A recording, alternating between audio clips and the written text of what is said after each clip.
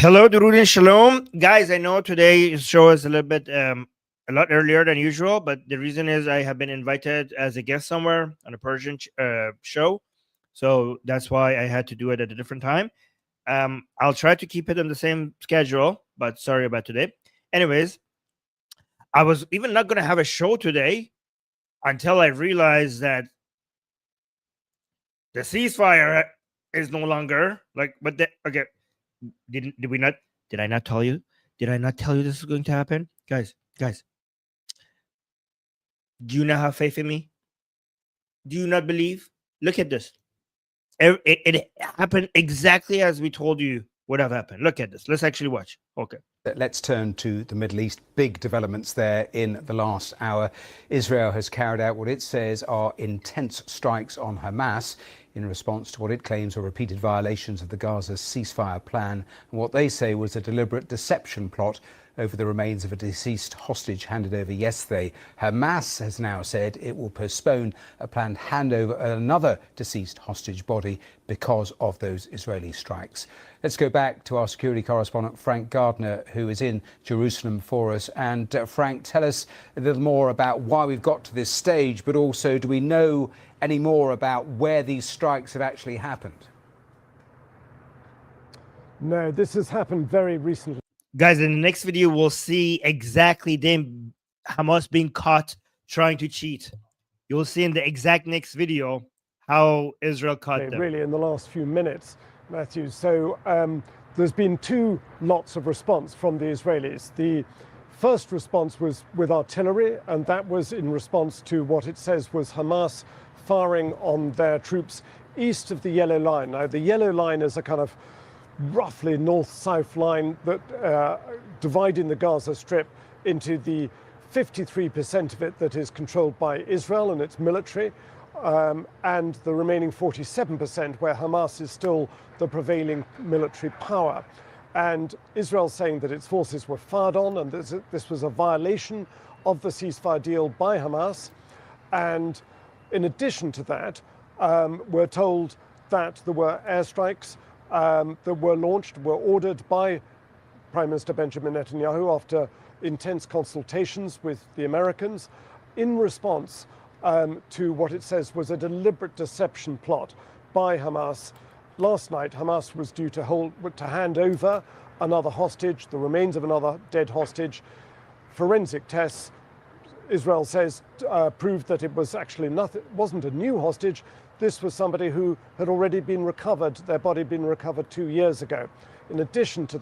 Yes, Sasha in the chat is saying now they don't have a bargaining card. Now, yes, exactly. Israel now has all the excuses to go in and fuck these people up, and they have no hostages.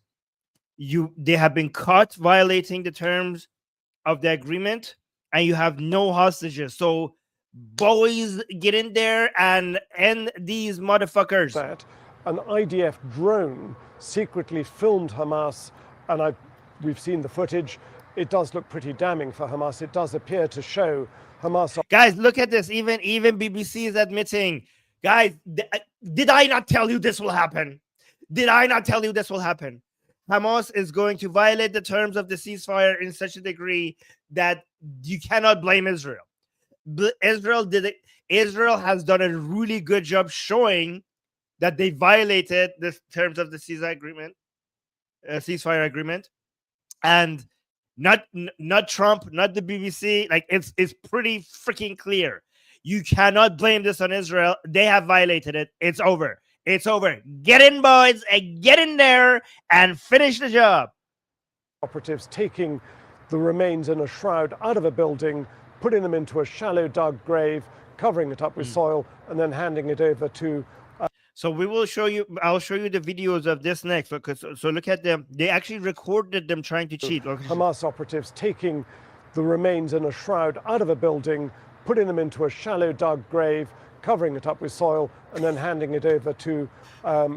So they buried a body of somebody in Gaza, and they dug it out to actually pretend that, oh, look, we found another body. Red Cross International Committee, the Red... Guys, like that is not very smart, Hamas. Everything is being recorded in Gaza.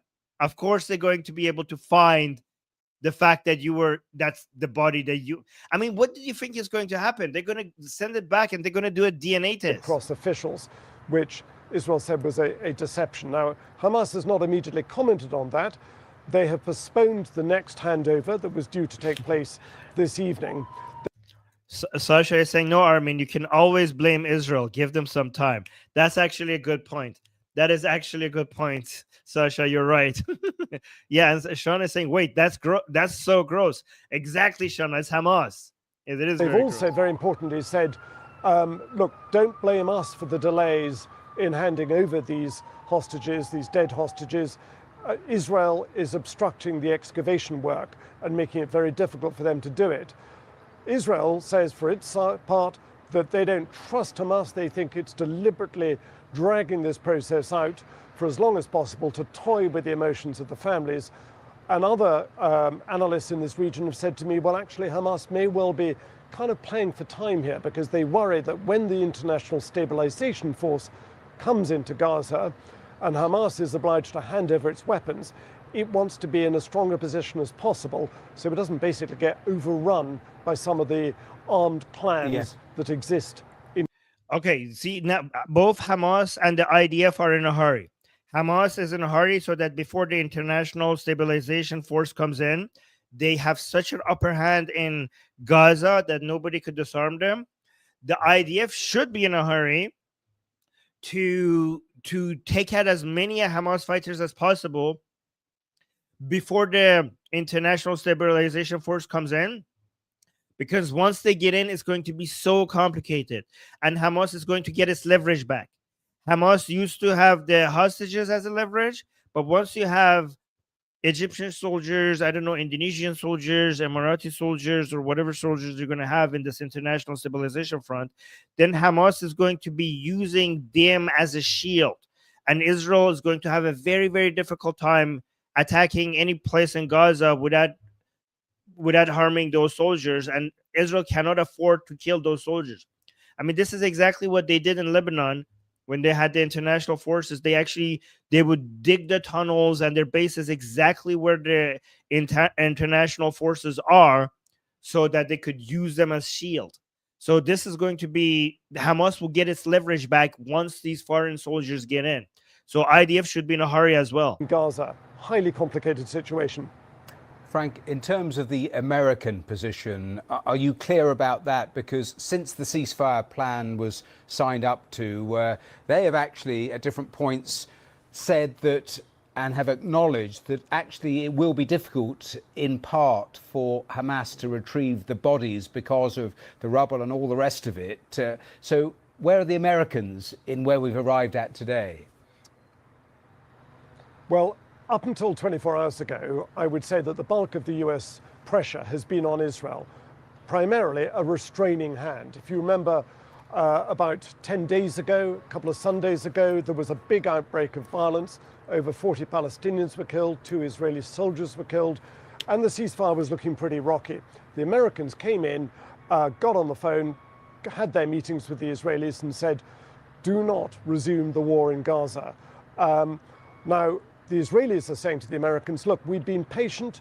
You've asked us to be patient. We have been, but Hamas are playing games with us. What do you expect us to do? So I think we have to assume that this response, this armed response by Israel, and we haven't been told yet we don't yet know what the casualties are on the Hamas side or indeed on the Gazan civilian side, if there have been any. But we have to assume that those airstrikes and artillery strikes would have been done in consultation with the Americans. But most importantly, the Americans do not want to see this ceasefire plan blown off course. Yes. They will have said to Israel, you can do just so much, but no further. The Americans are naive if they think that. Okay, the Americans, if they think that this ceasefire will hold, they're naive. However, if they're just putting on a show for the Qataris, then that's a different story, okay? The most charitable that we could be for the Americans is that they know that this is not going to hold, but they just because they're just the sweet Qatari money is too good to pass. So maybe they just have to put on a show like, oh, Israel, like, no, and they're like, okay, whatever, right? So I think it might be that. It might just be a show for the Qataris. Don't overdo it, because we want to move on to phase 2 and get Gaza back up and running. And of course, the last thing Gazans want is a resumption of the war. They've had 2 years of it. They don't want any more. Then if you don't want a resumption of the war, then fight back against Hamas. Get rid of Hamas. You put them in power. Now you remove them from power. Exactly on that point, finally. Or at least cooperate with the IDF. Frank, because we have talked before and talked about perhaps the Lebanese model that exists, which is that there is a ceasefire on paper, but sporadic major strikes from Israel, and the thought about whether that would be the template that the Israelis use. Because the worry here is that this ceasefire plan has the potential to unravel with what we've seen even in the last couple of hours. There is that. There's no. There should be considered. The ceasefire should be considered gone. So let's just kind of remind ourselves where we've got to. This is the tail end of phase 1 of the Trump 20-point peace plan. All 20 living Israeli hostages have been returned. That's a plus. Nobody can take that away. That is a major achievement, along with the release of over 1,700 Palestinian detainees that were taken from Gaza, plus around 250 convicted criminals in Israeli jails. That bit has happened. But what's the sticking point now is ongoing sporadic violence between Hamas and Israel inside Gaza Strip, and this yellow line that has got the two sides very close to each other, plus the fact that Hamas has yet to hand over the remaining remains of dead hostages. And this deep suspicion on the Israeli side that Hamas's excuses are not genuine. They do not believe, the Israelis simply don't believe that Hamas is doing its best to find them and hand them over. They say they've got evidence that Hamas knows exactly where all the bodies are buried. It's simply toying with people's emotions. Hamas is saying, cut us some slack. Our, Gaza Strip. Oh yeah, Hamas is saying cut us some slack. Okay, yeah. Remember October 7th, okay? Guys, even if Hamas is right and they don't have the bodies, I don't give a shit. Okay? The terms of the agreement has been violated, and we have every reason we need now to go in and fuck you up. Okay? Like, cut us some slack. Like the way you did on October 7th? No. Israel now has every right to go in and do whatever they want. Is rubble. Much of it is reduced to, some of these bodies are buried under tons of rubble. It's going to take a while. We need excavation equipment, which the Egyptians have sent, and don't obstruct us. We need time to find them. So it depends which side you want to believe. Okay. This is the side I want to believe. Israel actually provided evidence. Look at this evidence, okay? Removal of body remains from a structure burial in the ground and later removal. Okay, so look, they found the body, they buried it, and then they dug out the body. Look at it. Okay, so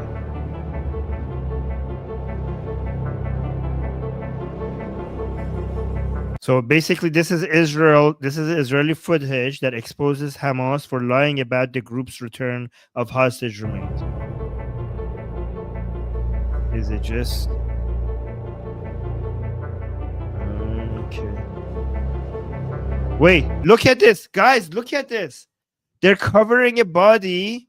Like, do they not know there's drones around and they're gonna record this? So this is Hamas. They're basically burying a body to then dig it out again and then sell it as one of the remains of the hostages. Look at that. Wow.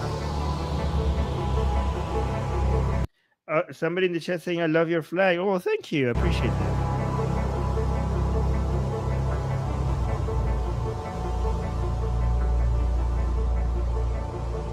These morons. Wait, do we need the music? Should I cut the music? Look at this. Look at these idiots. Like, oh, what is this? Oh my God, look, we found the body. Oh no.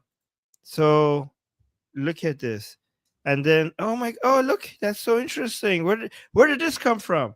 And then this is the arrival of photographer to document the discovery of the human remains. These are Hamas. Oh, look at this. Like, oh, look, we found the body for Israel. This is what you were looking for? Oh, look, we found it. Wow, look, like, oh my God. Wait, let me see. Is there any explanation here now? So then it says that the IDF has called out Hamas for lying about the remaining bodies of hostages yet to be returned. Look, the IDF posted to X claiming they have evidence of Hamas moving body remains from a structure before reburying them nearby.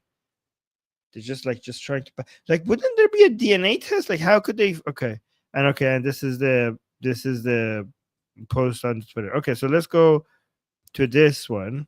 So now you guys saw the evidence. This is a completely a violation of the ceasefire. There is no more ceasefire. That's it. Palestinian Red Crescent workers were seen trying to rescue people trapped under rubble after an Israeli strike in Gaza City, in video obtained by Reuters on Tuesday. The strikes are okay. So this is this in response. Israel attacked Gaza, and they attacked hard. Like, so across Gaza, which witnesses say carried on into early Wednesday, are the latest test of an almost 3-week-old ceasefire deal brokered by U.S. President Donald. Guys, was there any part of this ceasefire period that there was not fighting? I don't remember. Like, we have like a couple of days has passed from the ceasefire. Was there any points that the fight actually stopped?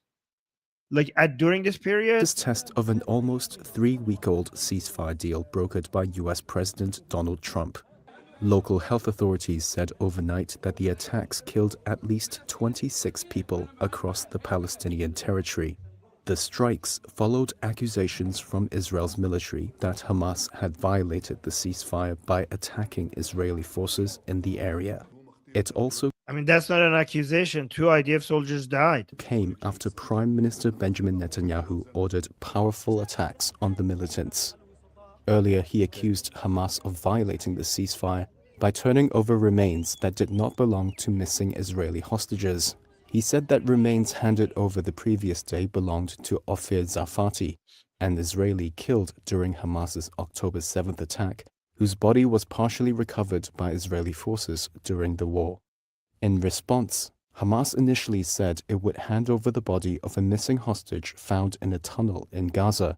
However, Hamas' armed wing, the Al-Qassam brigades, later said it would postpone the handover, citing what it said were Israel's violations of the ceasefire.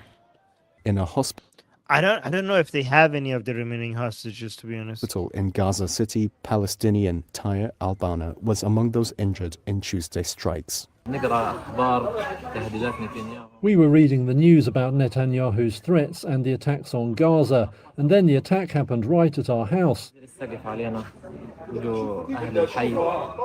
The roof fell on us. Our neighbours came and pulled us from under the rubble. Me, my wife, my daughters, my sons, and my wife's father.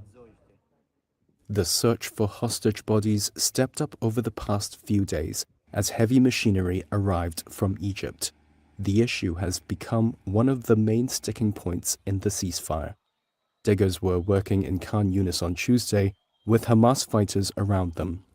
The US-backed ceasefire agreement earlier this month halted 2 years of war triggered by the deadly Hamas-led attacks on Israel on October 7th, 2023.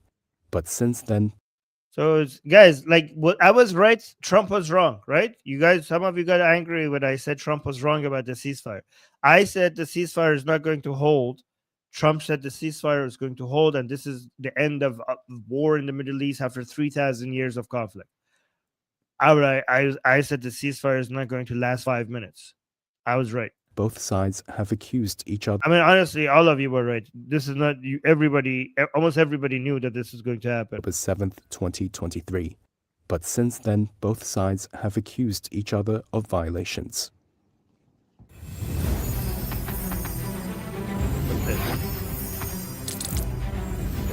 Don't both sides this shit. Wait, hold on. Is that it? Is the rest just okay? Let's just go to the next video. So is Trump support? Is Trump, guys? The only opinion outside of Israel that matters right now is Trump. Is Trump going to support Israel's response to Hamas and just basically say, okay, ceasefire, forget the ceasefire, let's go in and kill these motherfuckers, or no? In the last couple of hours, Israel has launched airstrikes on Gaza after Prime Minister Benjamin Netanyahu ordered the military to carry out what he called powerful attacks. Powerful attacks. Fantastic. This is the aggression that we need right now. Hamas had handed over what it said were the remains of another Israeli hostage on Monday, but Israel says forensic tests show they belong to a body already recovered from Gaza 2 years ago. Hamas insists it is complying with all aspects of the ceasefire deal agreed last month and says it's Israel that is looking for an excuse to restart the war. How is Israel the one that is violating the ceasefire? You killed IDF soldiers. You refuse to disarm. You refuse to let go of the dream of continuing to be part of the government in Gaza. And now also you've been caught red-handed passing on a fake body as one of the remains of the hostages. Like, the list keeps going on and on and on. Like, what the how is Israel violating the ceasefire? I don't understand this. These idiots. Well, let's speak to our security correspondent, Frank Gardner, who is in Jerusalem. Yeah, exactly. So Mayaha is saying, Armin, they will always blame Israel. Yeah, it doesn't matter. Yeah, whatever happens, they will blame Israel. Well, let's speak to our security correspondent, Frank Gardner, who is in Jerusalem. Frank, can you bring us up to speed on what the latest is here, what Israel has said it's doing now? Sure. So, of course, as you kind of alluded to there are two perspectives on this, Hamas and Israel, and the two narratives are very different. Israel's perspective is that Hamas is not complying with the terms of the Trump-brokered ceasefire deal, that it is dragging its feet and deliberately procrastinating over returning the remains of up to 15 or thereabouts, slightly less than that, Israeli hostages. So Hamas did return all 20 living hostages, and Israel released 1,700 plus detainees, plus over 200 prisoners from its prisons. But it's these remains that are still a real sticking point, and the families are furious. They think Hamas is doing this deliberately. The Israeli government says it has evidence. Honestly, it doesn't matter if Hamas, I mean, obviously that fake body that they delivered, that was deliberate. But even if it wasn't deliberate, it doesn't matter. The terms of the agreement are clear. If you violate it, we now get to go and do what we want with you. It says it believes that Hamas knows exactly where all these bodies are buried, and they're deliberately stringing this out. And they've carried out two lots of reprisals today. Artillery in reprisal for an attack on their own troops, they say, in the southern Gaza Strip, and airstrikes. Which, you know, the Hamas fighters are such idiots. If they were gonna bury a body and then dig it out later to act like this is one of the remains, why did they do it in an open, like in an area where there was no covering? Like, why couldn't you do it in one of the buildings? You could have buried a body inside one of the damaged buildings, and then when you were digging it out, then you will bring the photographers. Why would you have it outside where the drones could actually record what you're doing? The latest death toll from that is reported to be 11 Palestinians killed in the Gaza Strip. Most of them reportedly civilians, if not all of them.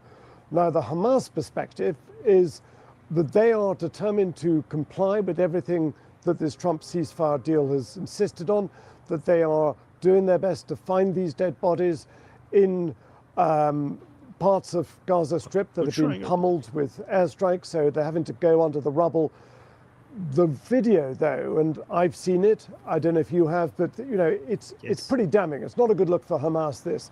The video does appear to show Hamas are It's not a good look. It's, guys, we're trying to both sided. We're trying to say like, oh, there's the Israeli narrative and there's the Hamas narrative, and it's a she said, he said issue. Okay, it's just two different narratives. But the video is too damning. Like even the BBC has to admit, like, okay, fine, they violated. operatives taking the remains of a body out from a building in a shroud, burying it in a hastily dug new fresh grave, covering that up with soil, then summoning the Red Cross and say, look, there is a new hostage for you to hand back to the Israelis. So, you know, that's not a great look.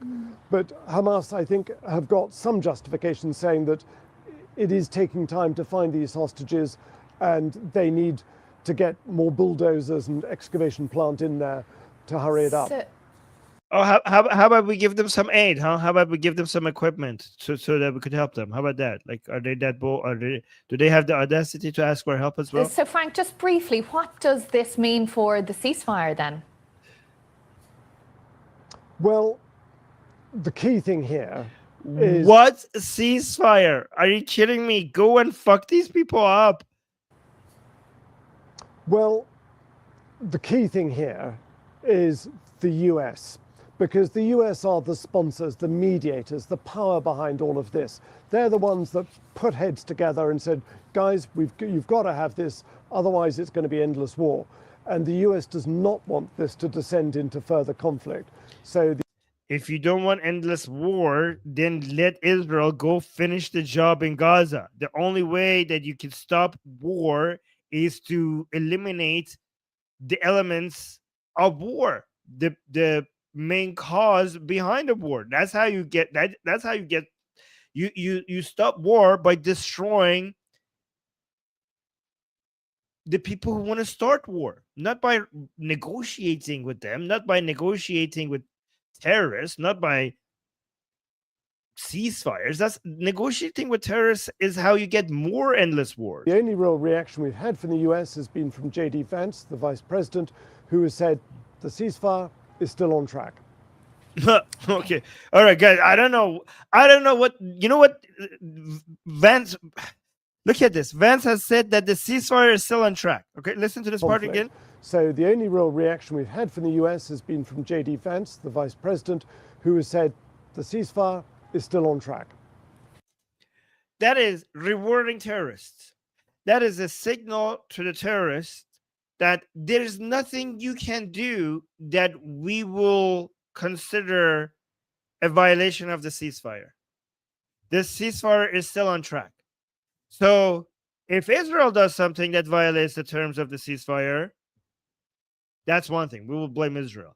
But even the United States, when Hamas violates the terms of the ceasefire again and again and again and again, they're like, oh, the ceasefire is still on track. So what are you teaching Hamas? You're teaching Hamas, like, okay, I get to do whatever I want then. Like, the Americans are on my side. The Americans are signaling to me that we got you, bro. We got you. Keep violating the terms of the ceasefire. We're not going to hold you back. We're only going to hold Israel back. We're holding, like, we are tying the hands of Israel, but we blame them every time they violate. Like, when they respond, they're not violating. Every time they respond to you, we're like, oh, Israel. But you just go ahead. It's okay. It's okay, bro. Okay, you could do. It's fine. You know, what the hell is happening here? U.S. is taking Hamas's side in this. Okay, Frank Gardner there, our security correspondent in Jerusalem. Thank you for that. And let's cross to our Gaza correspondent, Rushdie Abu-Aluf. Rushdie, what more can you tell us about deaths and injuries as a result of these latest Israeli strikes in Gaza? And what more can you tell us as well about Hamas's response to all of this?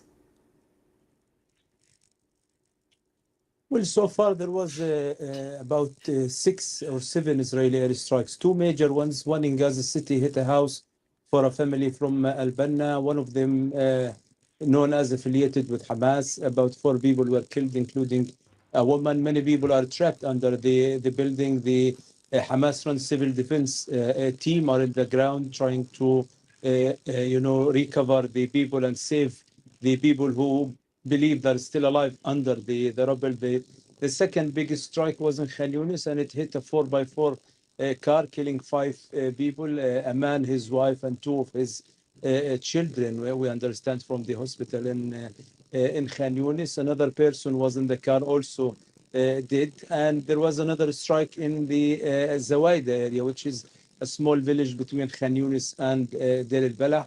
A tent was hit, but very tense night. The sound of explosions were heard, across the entire of Gaza Strip, and people were very panicking. Most of them, since the Israeli Prime Minister threatened to resume the bombing into Gaza, they were rushed quickly to their homes. And this is the second time where this fragile ceasefire is at the edge of collapse because of the delaying of handing over the hostages. Hamas issue about 3 or 4 statements today. One of them saying that they found another Israeli hostage body in one of the places in Khan Yunis. Then later, in a second statement, saying that they are not going to hand the body of the hostage over. Don't believe them. They're like, guys, we found another body, but now we're not gonna give it to you. If you want us to give it to you, you need to stop attacking us. I bet you they don't have that body. I bet you. Because Israel, they said, is violating the ceasefire. And latest state. I mean, let me tell you something, guys. Hamas doesn't have much control over its militia. Like, the people in Qatar might be ordering them to release some of these things and don't attack the IDF. Like, there's so many different militias, even within Hamas, like different groups. Like, they're especially given that all their leaders in Gaza are dead, they don't have a tight grip over who does what. So, I mean, even if they wanted to abide by the terms of the ceasefire, they couldn't. Was saying that Hamas have nothing to do with the exchange of fire that took place in the city of Rafah. Lies. Between Hamas. Lies. How could you even say that? You don't even have control over your own men. The militants and Israel. I mean, who are we even talking to? All of your leaders are dead. Are these like the, Israeli troops? And Hamas said that they are still committed to the ceasefire. This is democracy. Not this one. Let's go to this one. Welcome back in here to Live Now from Fox. As promised before we went to that 2-minute commercial break, said we're going to be diving into some of those headlines in the Middle East. Putting this up on your screen, this is from Fox News saying breaking: Israeli Prime Minister Netanyahu orders immediate and powerful strikes in the Gaza Strip. And so we do know that the Prime Minister made that announcement today in retaliation for what Israeli officials say was a Hamas attack on Israeli forces in the city of Rafah. Of course, we know this is as the deal to end the war in Gaza is one of President Trump's biggest diplomatic achievements this turn. We do.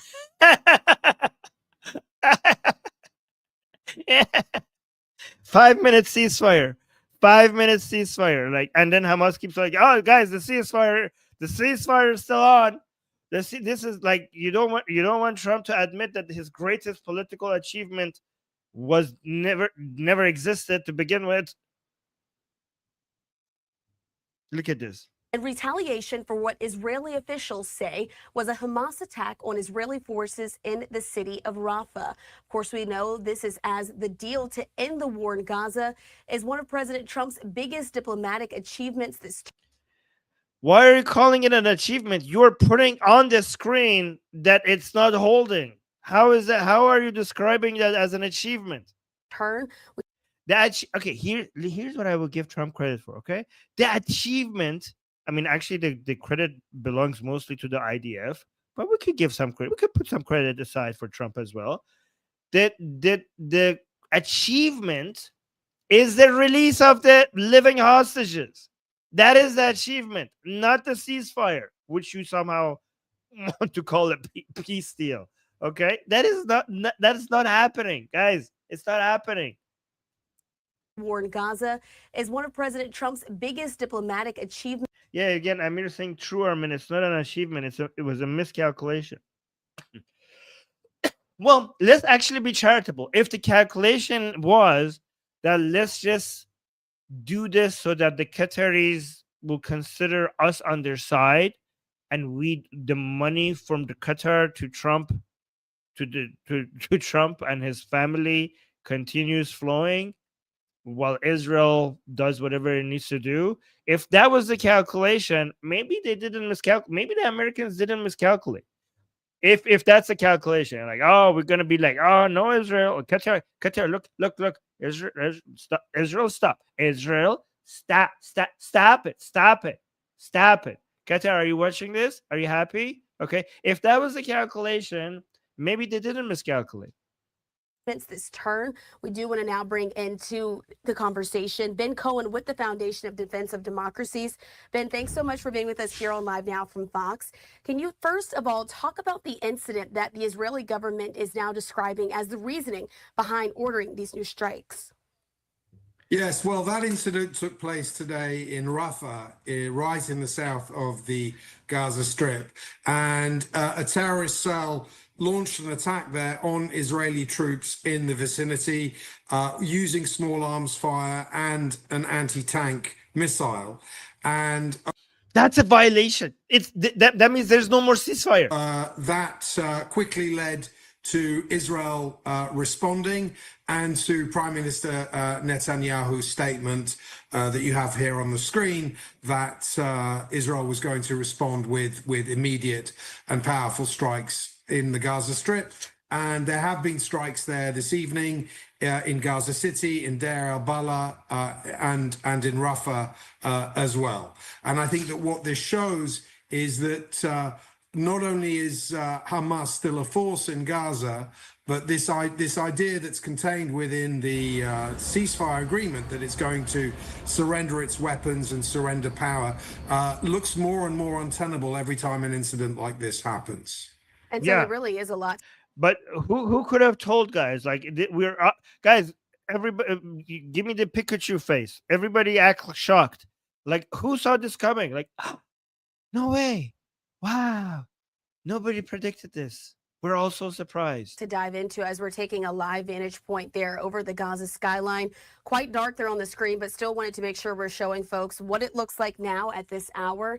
And so I want to bring this up, Ben. So we do know that the Israel Defense Forces claim that Hamas militants fired those anti-tank missiles there in sniper fire as well against the IDF forces in Rafah in southern Gaza. But Hamas, though, responded claiming that it had no involvement in the incident and remains committed to the ceasefire. What do you think of this response from them? Is this something that is expected to come from that side?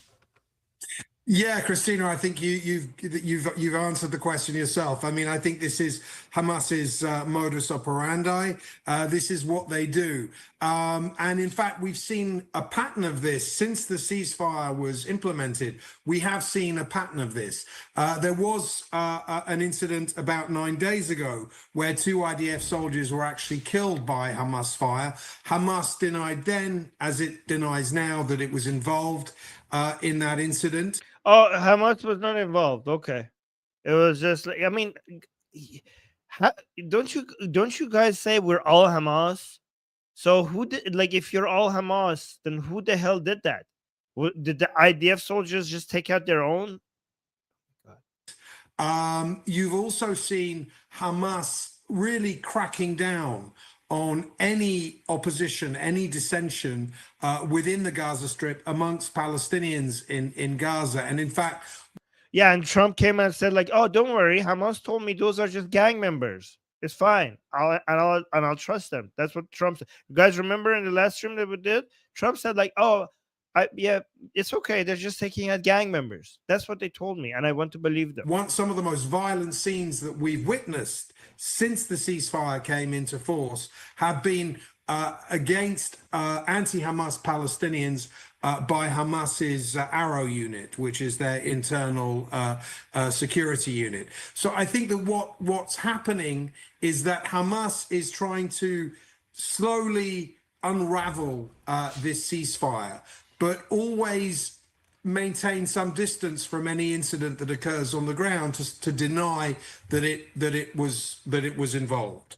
And I think that is a trick that the Israelis saw through a long time ago. I think Secretary of State Rubio certainly understands that that's what Hamas does, and he's skeptical.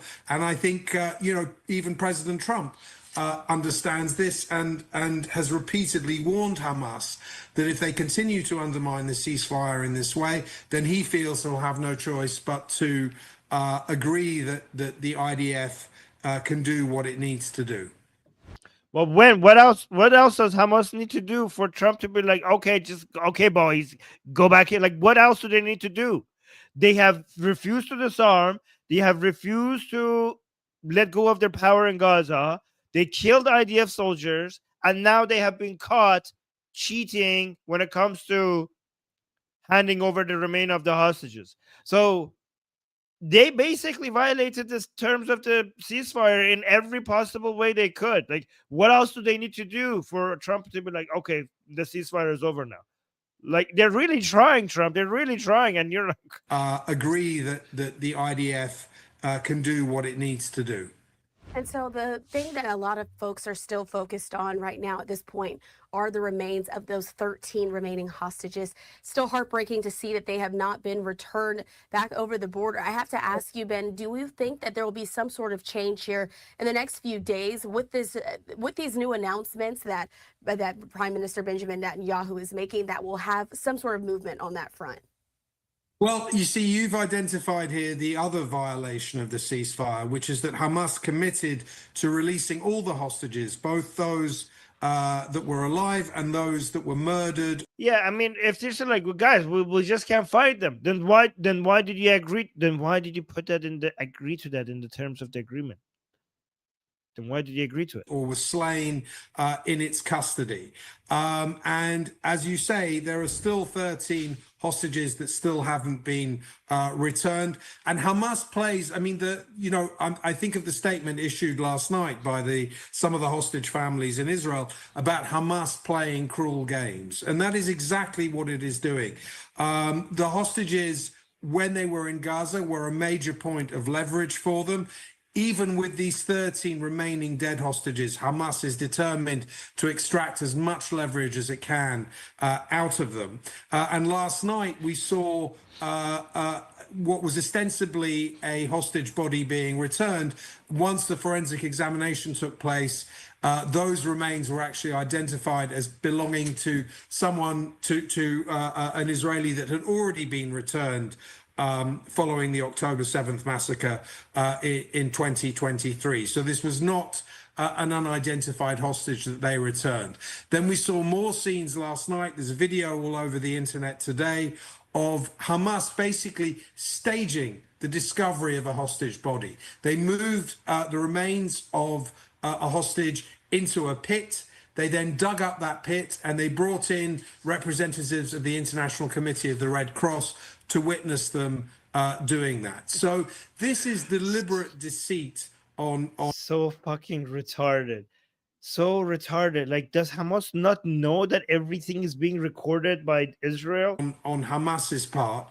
I think most Israelis are hoping, praying that they get all these deceased hostages back. But again, going by Hamas's current performance, there's no guarantee that'll happen.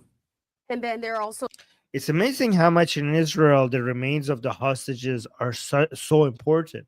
Like, this is a cultural thing, I think, in Israel. Like, they really, really, really, really care about all the hostages, both living and the dead ones too. Several sources out there reporting about the relationship between, of course, U.S. President Trump as well as the Prime Minister Benjamin Netanyahu, saying that Netanyahu has been reaching out, trying to get in touch with President Trump as he's now on this trip to East Asia to resolve some of this. The relationship between the two of them has really been front and center as this ceasefire agreement has initially gone into focus here. What are some of thoughts there as we're looking ahead to see what happens in the hours after since Netanyahu made this statement? Well, I think Netanyahu wants the backing, the support, the understanding of the United States when Israel decides that it needs to respond to these Hamas provocations militarily. And I think he expects the United States to have Israel's back. Obviously, the US, as the author of this ceasefire plan, has a vested interest in maintaining it. But I think that both Trump and others in the administration have made it pretty clear that with consistent violations of the ceasefire, and particularly kinetic military violations of the ceasefire, Israel has a right of response. How much longer do we have to wait until we get the green light from the Americans, guys? How much longer do we have to wait? Let me know. I think the deeper concern for Netanyahu is this sort of network of partners that President Trump has assembled to try to implement the ceasefire. I think Israel is particularly worried about the roles here of Qatar and Turkey. Qatar and Turkey obviously are backers of Hamas. They host Hamas. They finance Hamas. They equip Hamas. So.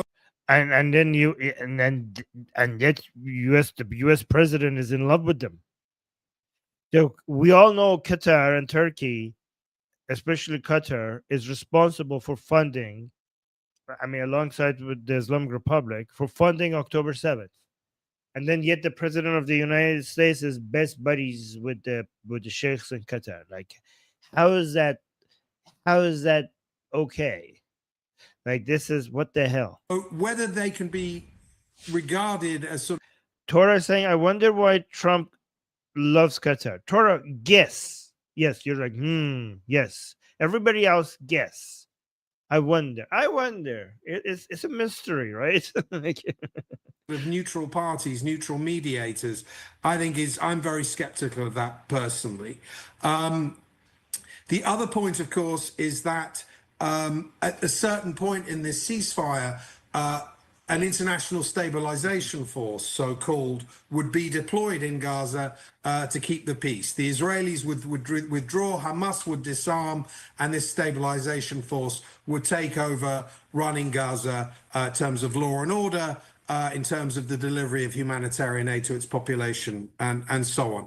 And I think that force is looking more and more, less and less viable with each Hamas violation of the ceasefire that we see. And I think Israel's concern is that, look, if Qatar and Turkey, who are allies of Hamas, come in ostensibly to enforce the ceasefire, that is going to weaken Israel, and they're understandably concerned that guys, like, this is actually so much worse than when we had the international forces in Lebanon trying cover for the terrorists, because at least those international soldiers were just being used as human shields. The soldiers that might come from, I don't know, Qatar, or I don't know where they're going to send them from Turkey or Egypt, some of them might be sympathetic to Hamas. So they're worse than human shields. Like, they might actually be, some of them might be sympathetic to Hamas. I don't know. Will be that Hamas will strengthen itself through the back door using its Turkish and Qatari allies. And still so much unfolding there in the region. Ben Cohen there with the FDD, helping us to break down the very latest. Ben, before I let you... Oh, this guy's from the FDD. FDD is a really good organization, by the way, guys. What does it stand for? The something foundation, democracy, FDD. Hold on. FDD. That's an organization that we need to know. Democracy Foundation. Okay, the Foundation for Defense of Democracies Foundation. Yeah, that's a good organization. It's good. To go. And Ben Cohen there with the FDD, helping us to break down the very latest. You know, the good thing is that these people keep getting invited everywhere, and they have a more nuanced position than a lot of these other think tanks that get invited, and they have more of a leftist perspective, and they're anti-imperialist and bullshit like that. FDD is not like that. So FDD, usually when they're inviting them somewhere and they have people from FDD talking, usually they're people who know what the fuck they're talking about. Ben, before I let you go, anything else we should really be looking at, as this situation unfortunately doesn't have an answer at this point, but something that we're still monitoring very closely? Yeah, I mean, I think what I would say to viewers is let's hope that this ceasefire lasts. Let's hope that it can be successful. But I think we have to be preparing ourselves for the possibility that the conflict could resume in Gaza. And I think that if that happens, that will entirely be because Hamas has messed with this ceasefire on a small scale, growing bigger each day. And at a certain point, it will no longer be viable to talk about a ceasefire with, a few violations here and there. And it's at that point that we'll return to an active conflict. Yeah, I mean, honestly, I think we've never left an active conflict. It never stopped.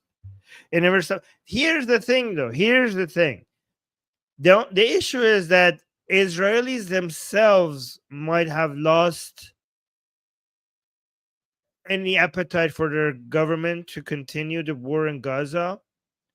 Maybe they are tired. Like Israelis in the chat, like what is the climate right now in Israel right now? But what we need is Israel to go back in Gaza and finish the job.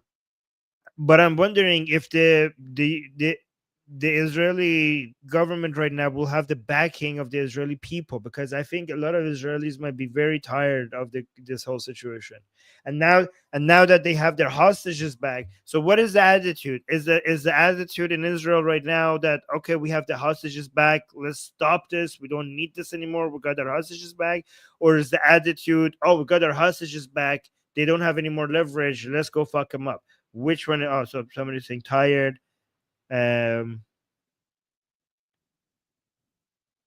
let me know what you guys think, what people are thinking in Israel. Yeah, this was all predictable, but what Israel does next is not as predictable. Depends on whether you are more leftist or right leaning. So yeah, Israel is a very diverse society, and we have so many different opinions. No, so Dick is saying it's not about loss of appetite, but the alternative of returning to the same situation as October 6, 2023 is worse. That's true.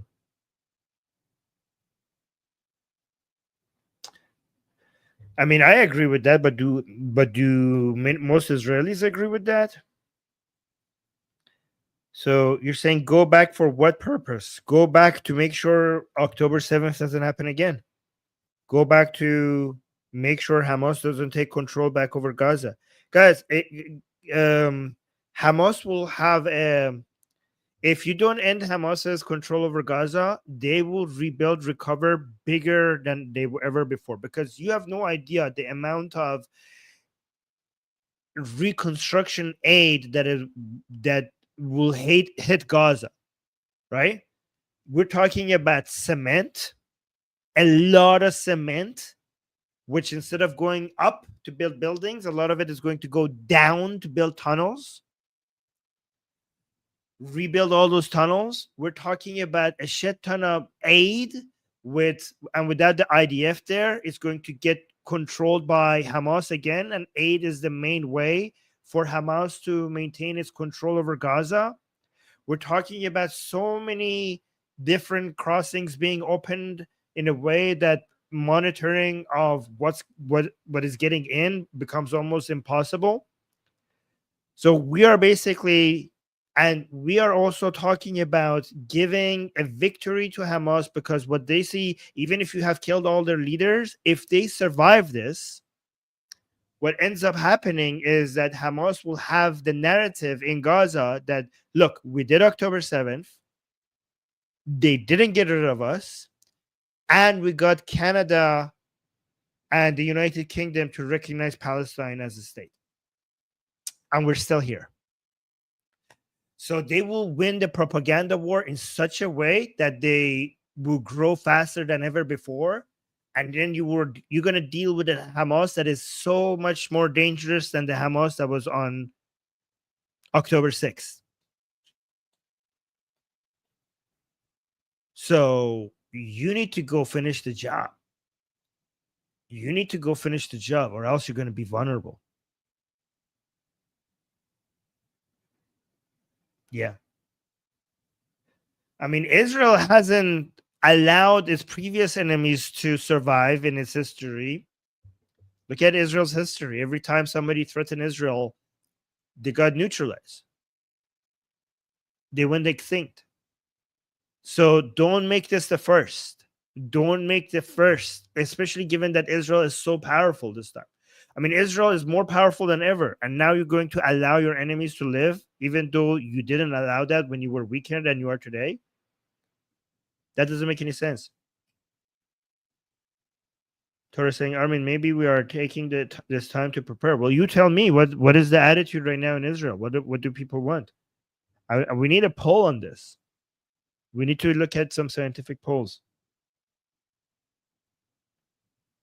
Somebody's saying, you Iranian monarchists are insane. Well, you're insane because you don't even know if I'm an Iranian monarchist, and I'm not. I'm actually a Republican. So you're the idiot here for assuming I'm not a monarchist.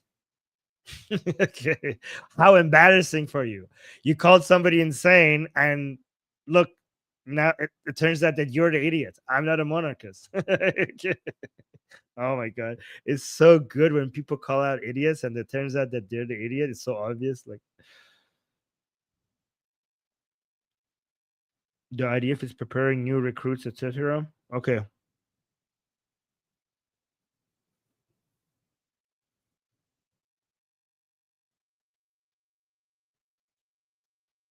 All right, fantastic. All right, guys, make sure you like the stream. I just wanted to come quickly drop in and let's see what the update is, and also tell you I told you so. I mean, it's not really much of a brag because honestly, everybody like all the fans of this channel knew that this is going to happen, and it happened. But Trump, if you're watching, we told you so. We told you so. We knew this was going to happen. It was one of the easiest predictions that we could have made. And everybody knew it except you and Witkoff and Kushner, and even most people in your administration knew as well. But this is just you guys. You, Witkoff, and Kushner. It seemed like you guys didn't know. But everybody else knew. It was such an easy prediction. Okay. Guys, make sure you hit the bell notification because sometimes I might have to do the stream on a different time.